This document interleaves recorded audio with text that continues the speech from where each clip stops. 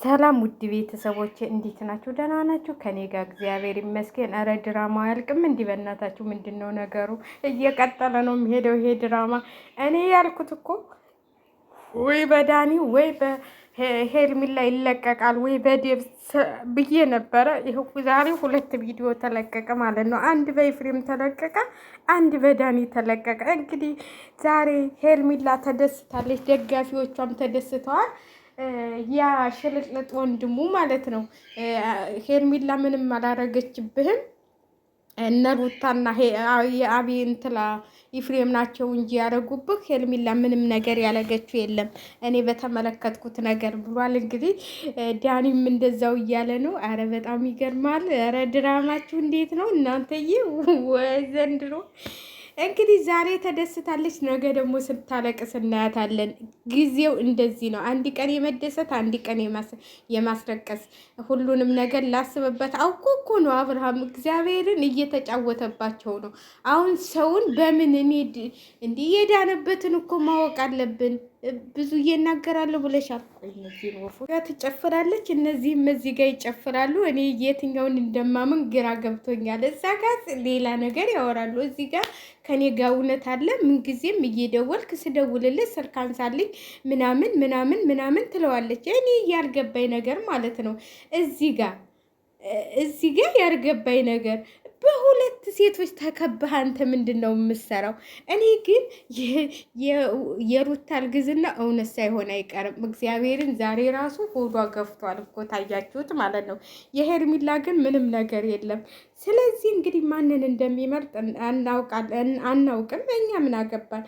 በነገራችን ላይ እኛ ስለ ሃይማኖታችን ስለተጫወታችሁት እሱን አንጡልን እንጂ እኛ ስለ ራሳችሁ እየፈለጋችሁትን መሆን ትችላላችሁ። እውነቴን ነው የምላችሁ፣ የፈለጋችሁትን መሆን ትችላላችሁ። ግን ማለት እኔ ይሄ ነገር እኔ ወዴት እንደሚሄድ አላውቅም። አሁን ተሸፋፍኖ ግን ያልፋል ማለት ነው። ታያላችሁ። በምንም ነገሩ እንትን አይልም፣ አይጠላም፣ አይወጣም። በቃ ሩታ ናት ያደረገችብኝ፣ ሩታ ናት ይልና ሌላ ድራማ ያመጣሉ። ሌላ እንትን ይኸው ሌላ ድራማ እየሰሩ ነው ማለት ነው። እስቲ እናያለን እንግዲህ። በፈለከው ጊዜ ስጡኝ፣ አልፈልግም አሁን ጊዜ ስጪ ብሏታል። ይኸው እንግዲህ ተጠመጠመችበት። እንዴት እንደምትጠመጠምበት እኮ ኧረ እንዲሁ ከሄርሜላስ የወንድ ጥላት እኮ አለባቸው እነዚህ ሰዎች ማለት እውነቴን ነው የምላችሁ እንዴ።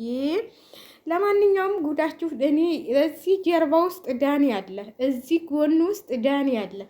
ምን እንደሚያደርግ ዳኒን ተመልከቱ። ዳኒ የሆነ ነገር አስቧል፣ የሆነ ነገር። ዴብም እንደዚህ ለምን ሰሞኑን አልመጣህም? ዛሬ እንዴት መጣ? የሄርሜላ ደጋፊ ነህ ለነገሩ መሰለኝ። እኔ ግን ዴብ ወንድሙ ነው እንዲ አብርሃም፣ እኔ አይመስለኝም። ለድራማው መጥቶ መሰለኝ። ለማንኛውም እስቲ ደግሞ ነገ ደግሞ ምን እንደሚቀየር አናውቅም። እኔ እኮ የምለው የሚቀያይሩት ነገር ማለት ነው።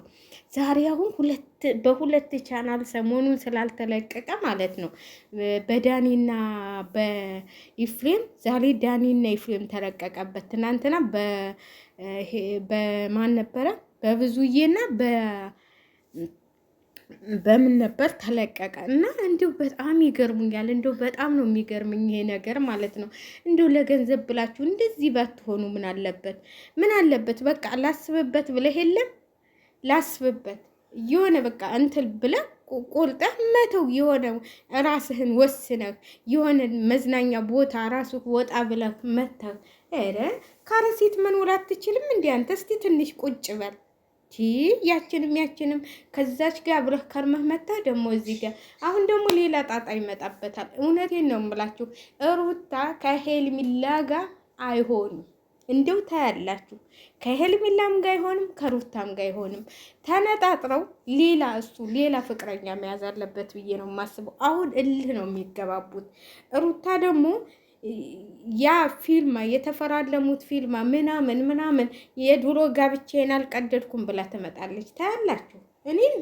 እኔ እነዚህን ሰዎች እኔ አላምናቸውም። እንዴት በቃ እንዴ እናንተ ምንድን ነው? ተውት በቃ ልጁን እንዴ አትጠምጠሙበት እየመጣችሁ በጣም የሚገርም ነው። እሷን እኮ በትትና ነው እያዋላት ያለው። የልጅህን እናት ለምን እንደዚህ? እውነትም ሄርሜላ እናቴ ስራውን እየሰራች ነው የምትመጣው። እውነቴን ነው የምላችሁ። ነገሩ ያለው ከሄርሜላ ጋር ነው። እውነቱ ያለው ከኔ ጋር ነው።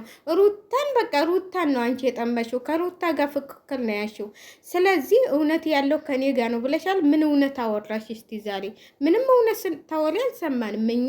እውነት እነሱ ናቸው ሲከራከሉልሽ የነበረው። አንቺ ምንም እውነት ስታወሪ አልሰማንም። እንግዲህ እስቲ ሩታ ከየት አንጥታ እንዳረገችው እስቲ እናያለን ማለት ነው።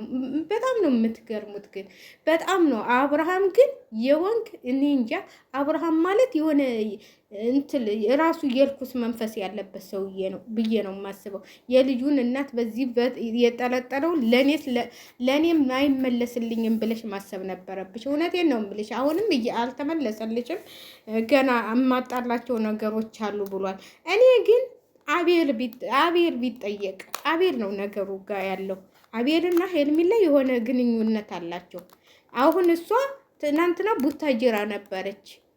ቡታጅራ ምን ልታረግ ይሄሽ? ትናንትና የሆነ የምታሳድሽው ነገር ኑሮሽ አይደል ይሄሽው? ስለዚህ ቡታጅራ ሄደሽ ነበረ።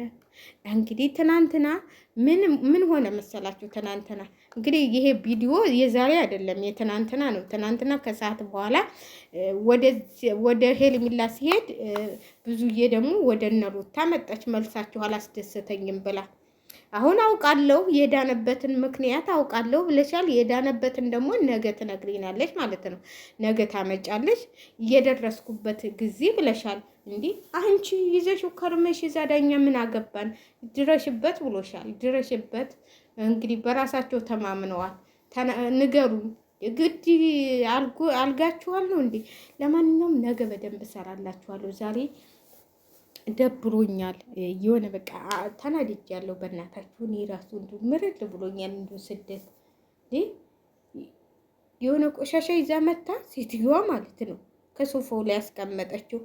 አሁን ሶፋው አልጠዳም ትለኛለች። በእናታችሁ እኛ ኢትዮጵያኖች እንኳን ቆሻሻ አይተን ስንፈትግ ጉልበታችንን እንኳን አንቆጥብም። እኔማ ቆይ እንደው ምን እንደሚሻለኝ አላውቅም። እስቲ ትንሽ ልታገስ ብዬ ነበረ። እኔ እንጃ። በጣም የምታስጠላ ሴትዮ ነች። ብታዋት 3 ቀን ነው 4 ቀን ክዳ መታ ቆይታ ስትመጣ ሌላ ነገር ነው የምታወራው። ሌላ እንደው ደህና ዋላችሁ እንኳን አትልም። እግዚአብሔርን ኧረ ሰው እንደው ምን አይነት ነገር እንደሆነ አላውቅም። ለማንኛውም ውድ ቤተሰቦች ሼር ላይክ እያደረጋችሁ ያው ስለተናደድኩ ነው።